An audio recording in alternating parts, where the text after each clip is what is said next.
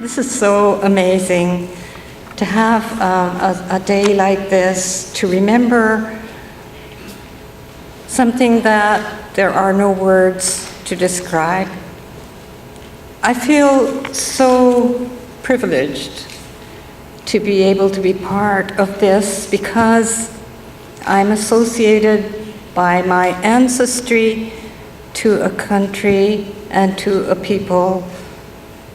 And that's a burden, carrying that. But there's also a responsibility because of that, not to run away from it, not to deny it. Denial, they say, is the last stage of genocide. There are these steps towards genocide where you see people as different, and then you begin to identify them, and you separate them out, and you take their fingerprints, and all these things that happened. These are the beginning stages of genocide, and it's like a tectonic plate starting to shift, and you don't know it's happening.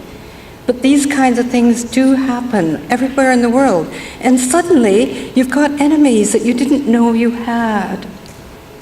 And suddenly you see the enemy not as human beings.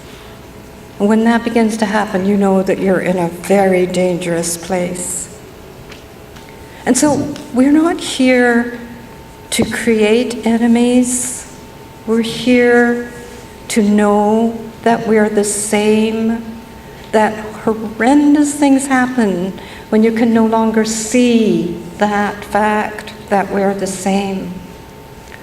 And so I think when this kind of event is happening throughout Japan in some wonderful day of truth, then we're going to begin to see real reconciliation. In the meantime, it's necessary to stand up for the truth, for wherever it is and has been, especially where it's hidden.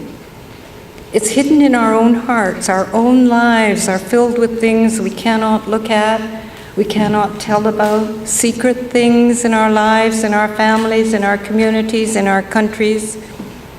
And we can all bring those things. That's our job, to bring those things to the light, those things that are hidden within us, our little tiny hells. And when we go there, into our hell, then we become free. So this is a march of freedom, and this is a march of peace.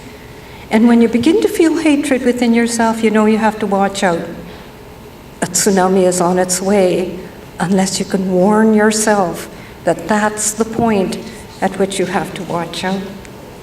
So my gratitude to Thekla, to Alpha, to all the wonderful people who are not shying away from the truth, and for those few people in the Japanese Canadian community and in Japan who have the courage to stand up in spite of denial, in spite of wanting to hide this story. Those few who will become many at some point.